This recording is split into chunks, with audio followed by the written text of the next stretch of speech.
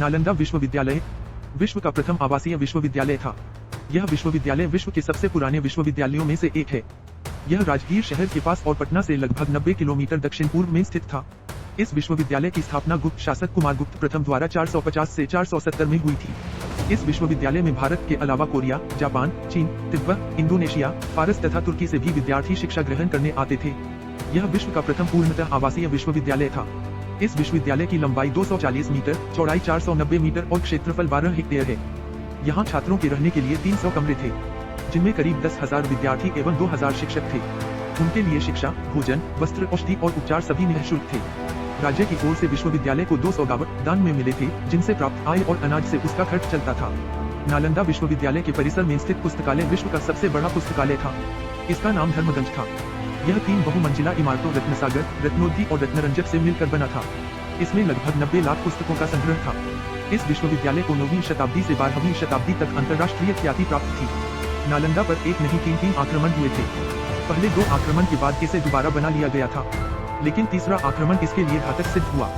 सबसे पहला आक्रमण स्कंदगुप्त के समय 455 से 467 ईसा पूर्व हुन शासक मेहेरकुल द्वारा किया गया, लेकिन स्कंदगुप्त के वंशजों ने न सिर्फ नालंदा को दोबारा बनाया बल्कि इसे पहले से भी बढ़ा और मजबूत बनाया। नालंदा पर दूसरा आक्रमण 7वीं शताब्दी में बंगाल के गौदास राजवंश के द्वारा किया गया था। इस आक्रमण के बाद गौड़ राजा हर्षवर्धन इसे दोबारा बनवाते हैं। नालंदा पर तीसरा आक्रमण 1199 में तुर्क आक्रमणकारी इख्तियारुद्दीन मोहम्मद बिन बख्तियार खिलजी ने किया और इसे जलाकर पूर्णतः नष्ट कर दिया। आखिर ऐसा क्या हुआ जिसके कारण बख्तियार खिलजी ने नालंदा विश्वविद्यालय को ध्वस्त कर दिया? कहा जाता है कि एक बार बख्तियार खिलजी बहुत बीमार पड़ गया था। बहुत से उपाय और हकीमों के इलाज के बाद भी सेहत में कोई सुधार न हुआ। ऐसे में किसी ने सलाह दी कि नालंदा महावीरा के प्रधानाध्यापक राहुल श्रीभद्र इलाज कर सकते हैं। एक बार उनसे इलाज करवा कर देखा जाए।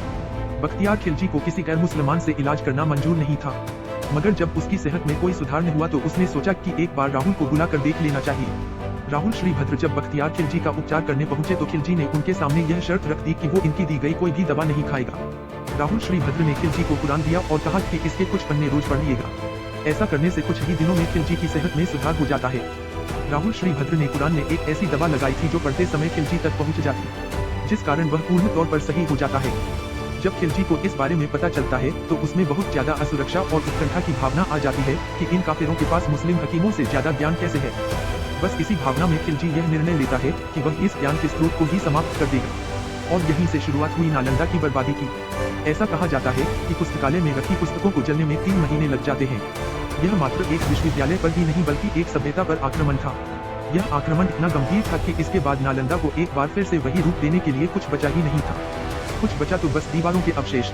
बख्तियार खिलजी यही नहीं रुका था। नालंदा के बाद उसने बिहार में स्थित विक्रमशिला और उदानतापुरी नामक विश्वविद्यालयों को भी नष्ट कर दिया। यह मात्र भारत की नहीं बल्कि पूरे विश्व की हानि थी।